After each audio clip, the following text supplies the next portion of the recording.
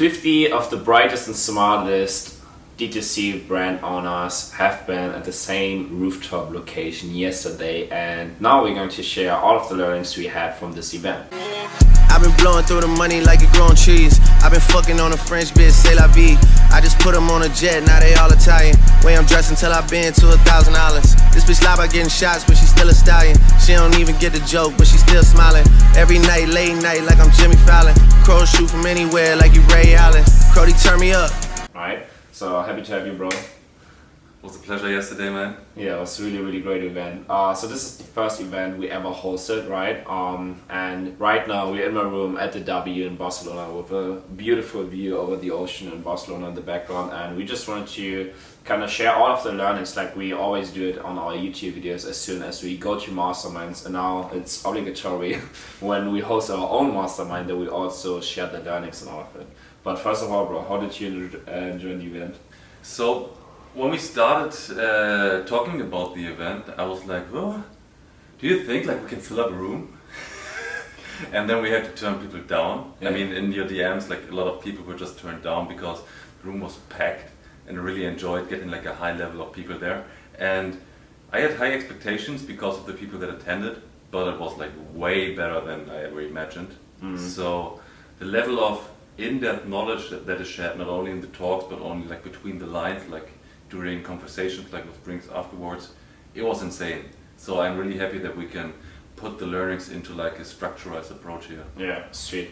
And this was also like one of the main feedbacks, and also like one of the main thing that I really wanted to make sure is that there's only going to be like high quality people, and also like one of the rules that I set for the mastermind is that there's like zero pitching.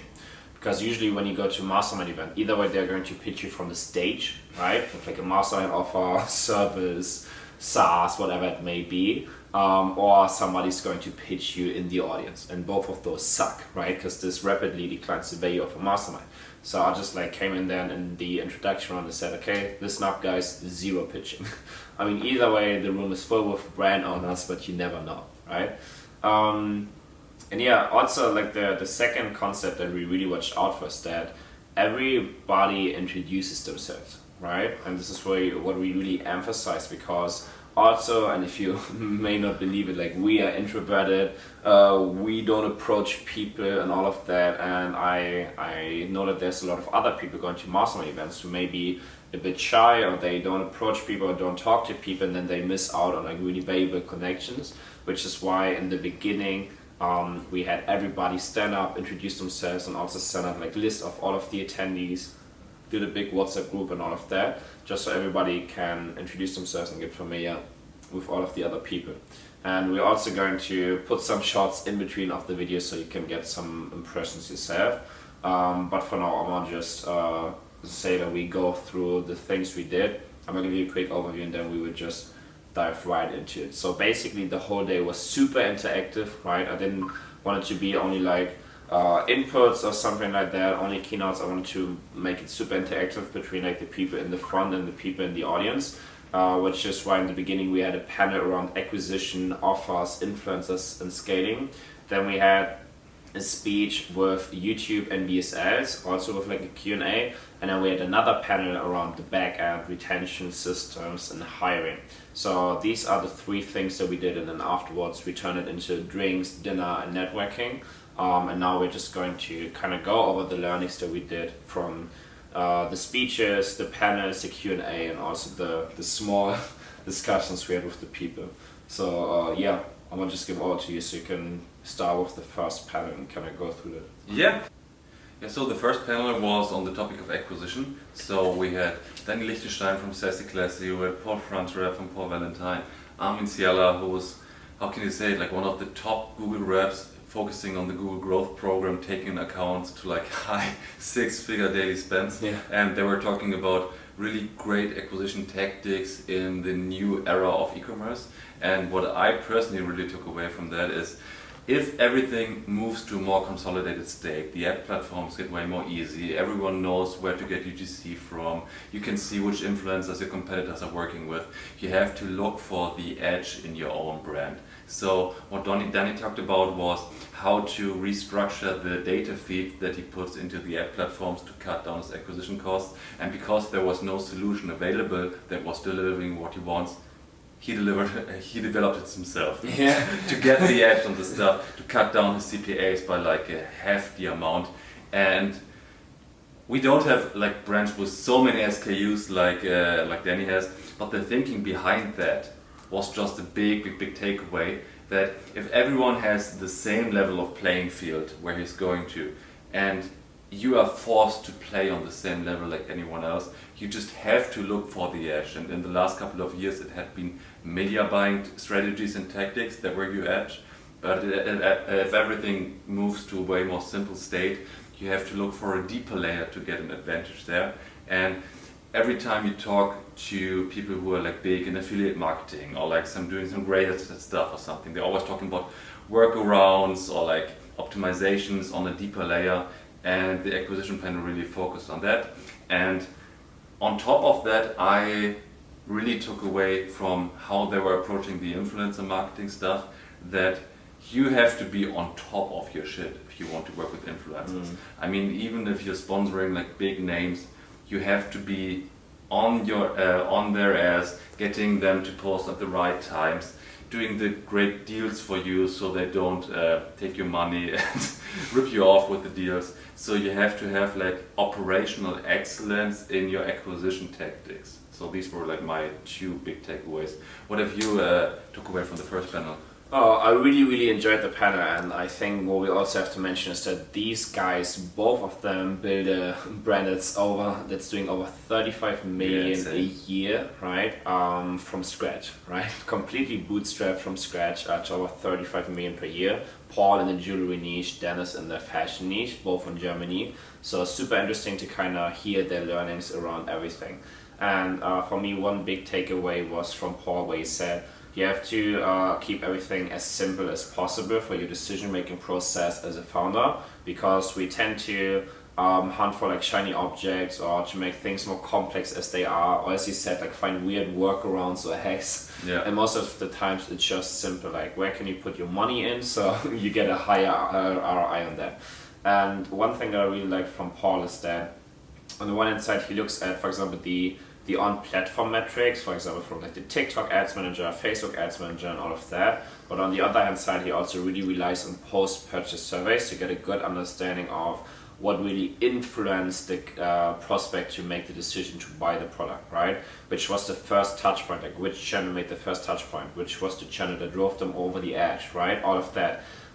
Which isn't really reported on the ad platforms because they just give you the KPIs, right? But you don't get this like qualitative data from the mind and decision-making process of the prospect, like why did they buy?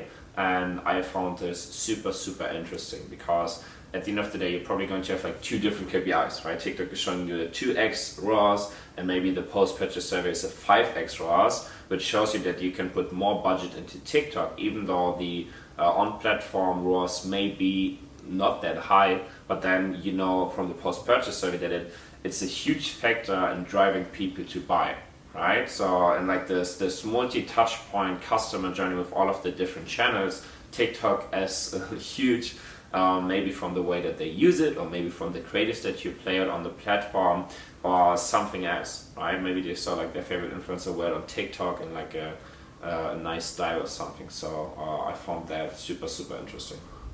For sure. And keeping this as simple, I think you always have to have like a pendulum swing on getting stuff more like simpler, or doing weird stuff where your competition has no idea what you're doing. So you always have to go back and forth between iterating your stuff to a more simpler approach, or finding new ways to squeeze more juice out of the lemon.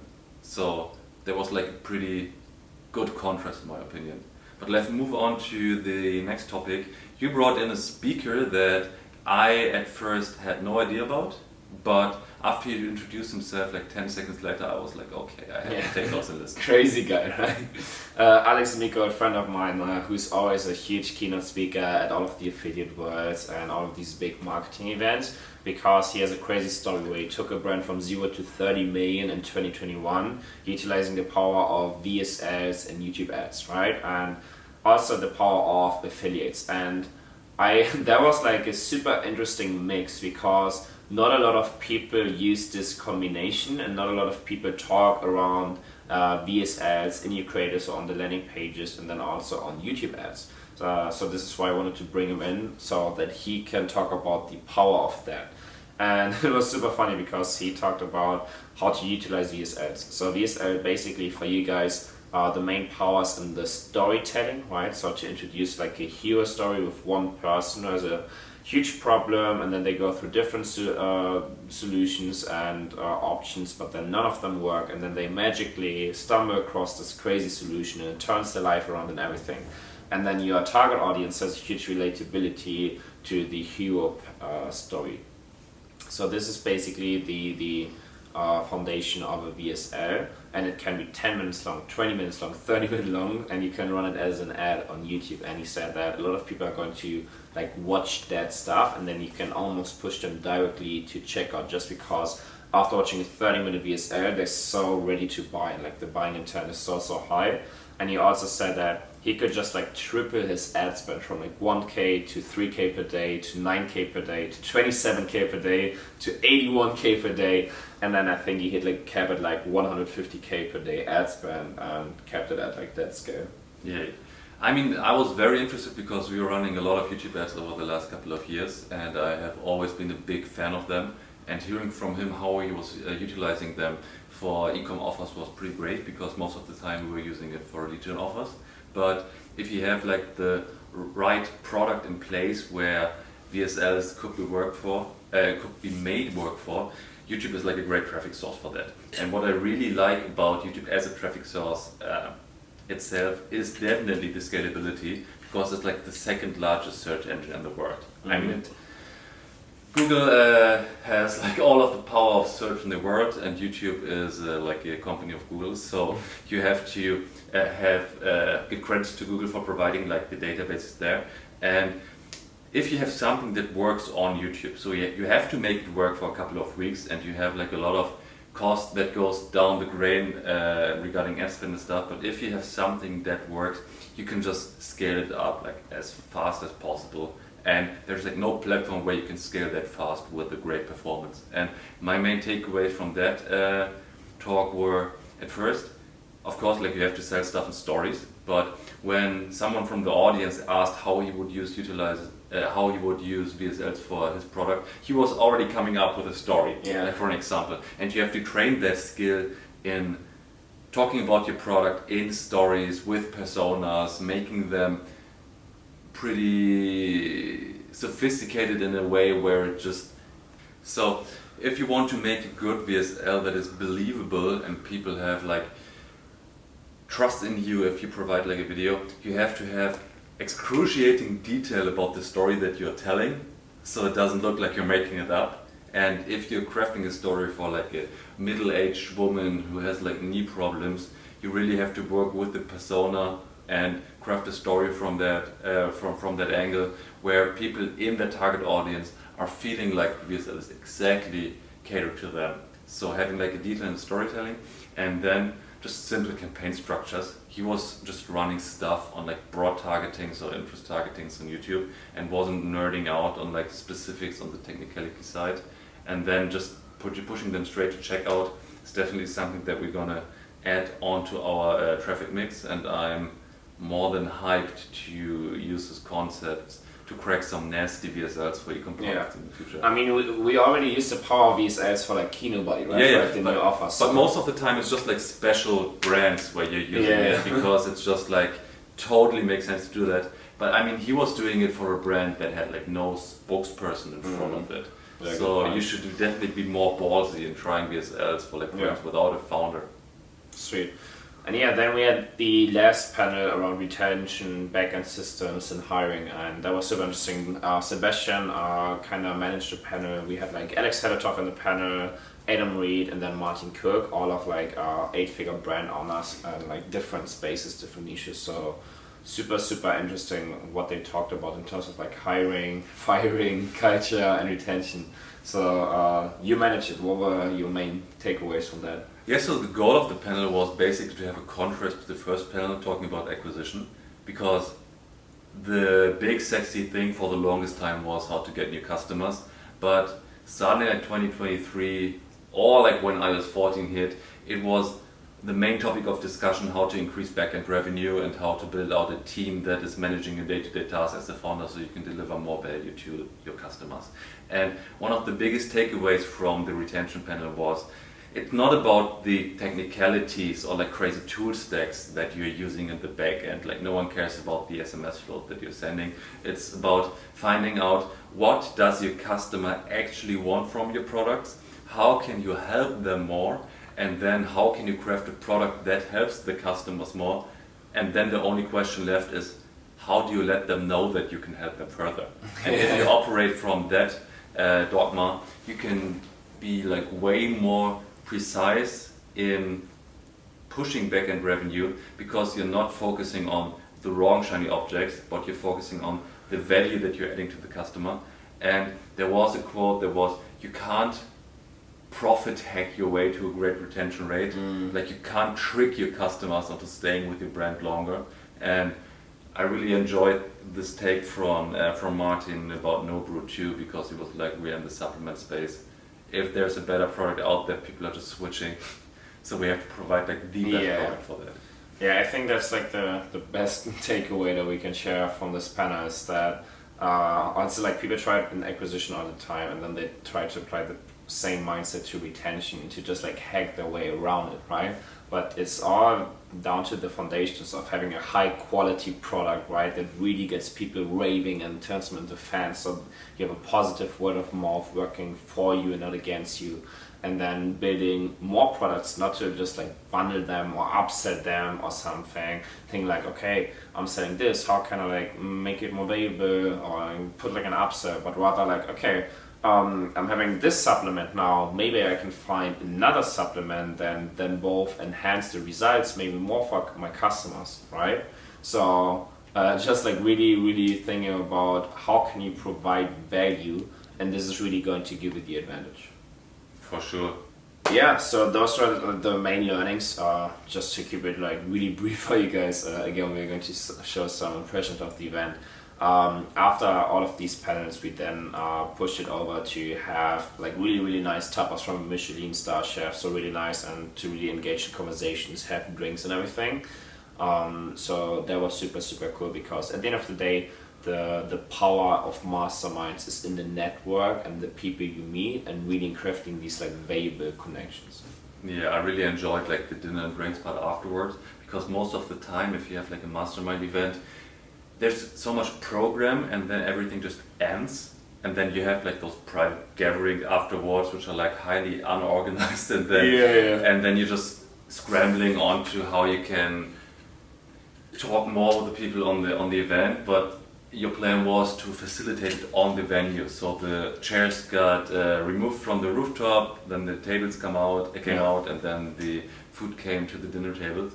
And I had some awesome conversations at the last part of the event, I would say. I had my team being here, like Ilya, Yannick and Gregor, who were talking to a lot of clients there, or like catching up with potential clients, which was great, of course, on the business perspective. But I was talking to Martyn from Noobru, and he was sharing with me how they are approaching the affiliate marketing stuff for their brand. Like they have a pretty unique approach where they're working very closely with high spending affiliates, basically as partners for their supplement brand.